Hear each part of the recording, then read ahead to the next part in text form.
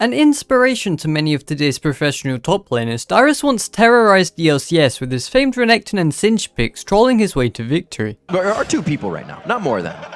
But now look at this! Look at the fight! From perma-spamming the laugh emote all match to BMing in the after-game interviews, Dyrus has always been a fan favourite of the League community. But just how did Dyrus go from sitting on the top of the ladder in the beta stage of League of Legends to becoming one of the most well-loved professional players in the scene? Hello world, my name is Harmless, and in today's video we're going to be answering the question of just who is Dyrus.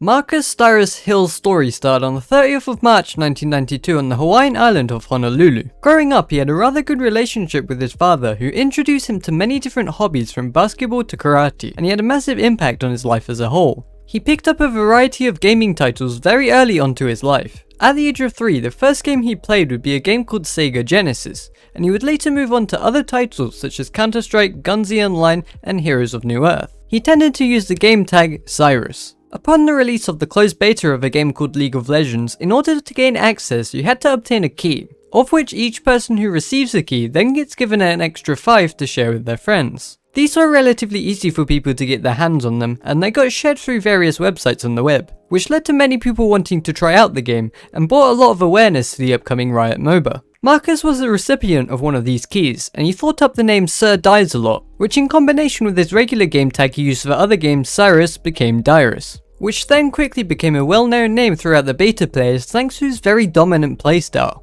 He began competing with one of the first ever competitive League of Legends teams created, All or Nothing, and was accompanied by many iconic names, one of them being Reginald, who when the team disbanded would go on to found TSM in 2011.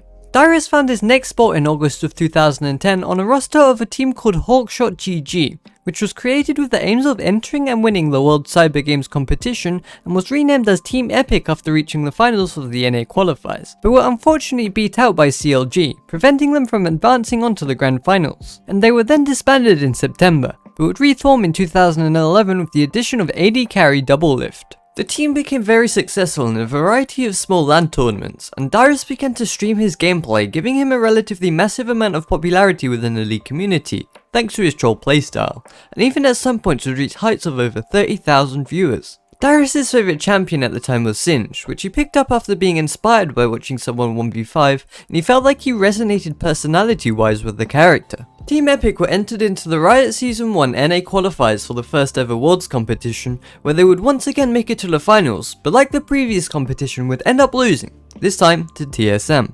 This still allowed them to qualify for Worlds Season 1, during which they would run into opponents AAA, who attempted to dive the Giga Chad Dyrus on Singed, who responded by perma-spamming the laugh emote the entire time, which has since been immortalized and is the reason Singed laughs when he uses E ability, even today.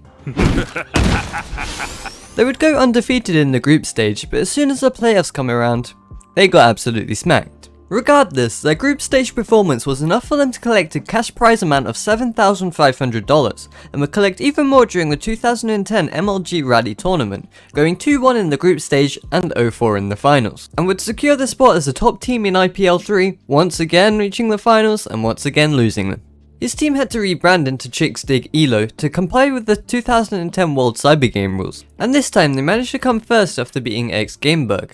After he finished high school, his father wanted to introduce him into his plumbing business, where he would be caught many times sleeping on the job and would be fired and told to go to a plumbing school instead, which is when Dyrus then decided he wanted to go against his father's wishes to pursue League of Legends and gaming as a full-time job instead. At the time, Dyrus was still living and then playing from and streaming from Hawaii, and as a result he suffered from really bad ping issues, and so he took an opportunity to move into the gaming house of Team SoloMid, while still playing for Team Epic. He eventually would make the step over to join TSM though, as the organisation lost their top laner the Rain Man, and during this period the team would prove themselves to be one of the best teams in the world, if not, certainly the best team in NA. From IPL 4, MLG Anaheim, IPL Face-Off San Francisco and the Gigabyte Esports LAN tournaments, finishing them all in a dominant first place, and thanks to this performance would land their spot in the Season 2 of Worlds.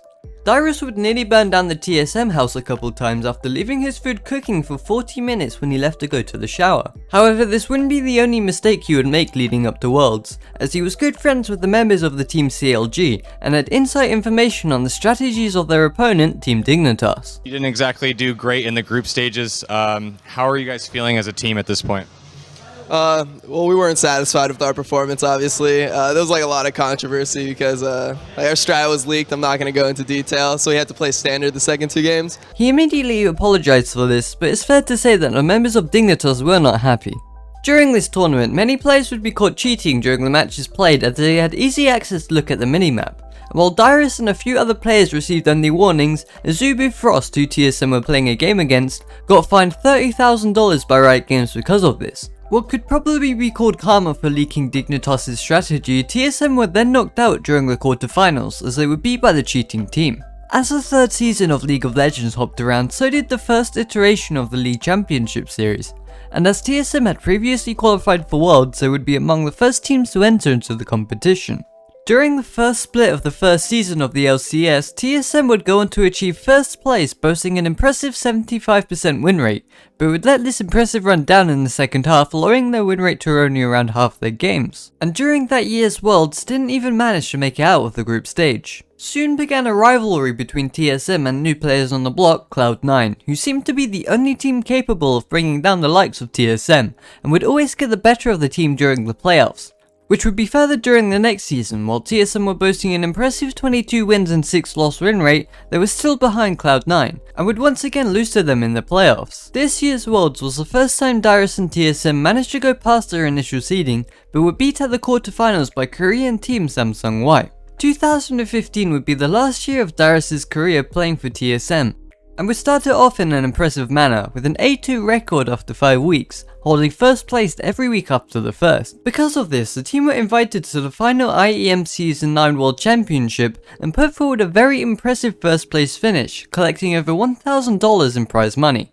and becoming the first American team to win an international event with Korean teams present since the old days of Chickstig Elo at the World Cyber Games. TSM's finished the spring season with a 13-5 record, giving them the top seed in the playoffs.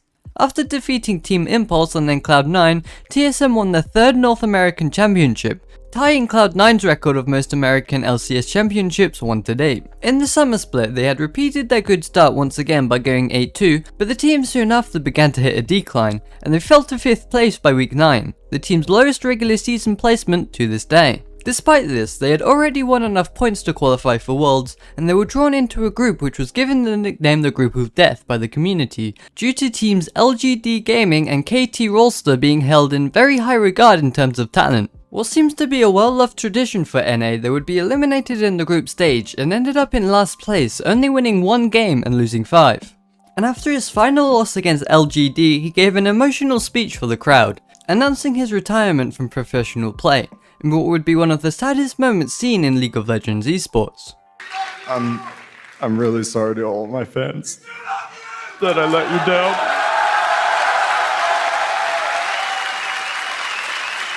Dyrus.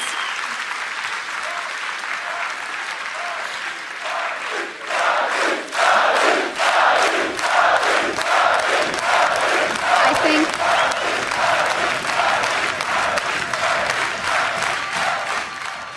after this, Dyrus would stick with TSM, although not as a player but as a content creator and streamer, playing League and a variety of other games from time to time. One other game he got heavily into was the then newly released Overwatch game, and he tapped back into his competitive side, joining a team called Winky Face and would compete at a tournament called Agents Rising and would temporarily become an analyst for the Overwatch World Cup, before and during BlitzCon 2016. During 2016, Dyrus would announce his relationship with fellow League streamer Emiru, which he did in complete Dyrus fashion by talking about League for 4 minutes and 20 seconds. He would continue his regular stream of content, streaming on behalf of TSM, but would leave the organization entirely in 2011 to begin streaming on his own. Around this time, a team created to bring back some of the legendary pro players of the past was entered into the NACS tournament, and we would see the likes of not only Dyrus but also Skara, Voyboy, I'mACutiePie and Shifter all on the same team. Unfortunately, this turned out to be a flop, and the team would never manage to scrape a win from any other competing teams. In 2020, Emiru and Dyrus would break up, and Dyrus would continue to enjoy his retirement from the pro league scene, often playing a wide range of games on his stream, still remaining as enthusiastic as ever, even up to now in 2022. Hello everybody, today is Sunday, February 20, 2022. And with that, we're all caught up with the Dyrus of today. Thank you all very much for watching. I do hope you enjoyed. If you did, be sure to leave a like, subscribe, all that if you'd like to see more. Also leave a comment to say if I've missed anything out that you thought was super important. I'll be sure to make note of it. But other than that, if you're interested, there's going to be a link to my Discord in the description so that we can hang out. But other than that, thanks again for watching. I hope you enjoyed. I hope to see you next time. Goodbye for now.